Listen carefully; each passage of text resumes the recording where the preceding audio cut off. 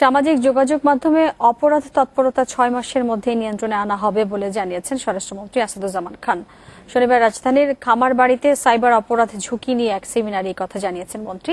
স্বরাষ্ট্রমন্ত্রী বলেছেন, অপরাধ দমনে পুলিশের সাইবার ইউনিটকে আরও শক্তিশালী করা হবে। এরই মধ্যে এই কার্যক্রম চলছে বলে জানান তিনি।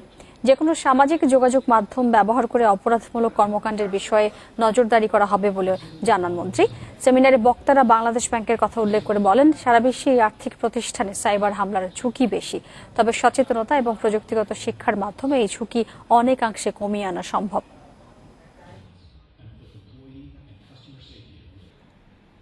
আমরা আগামী 6 মাসের মধ্যেই এই সামাজিক যে সমস্ত এইগুলো যে ফেসবুক এবং অন্যান্য যে সমস্তগুলো চলছে সেগুলো যাতে মানে কোনো ধরনের ঝুঁকির মধ্যে না নিয়ে আসতে পারে, বিশৃঙ্খলা না করতে পারে, কোনো রকম তথ্য বিভ্রাটে না ফেলতে পারে, সেই জন্য আমরা ব্যবস্থা চাচ্ছি।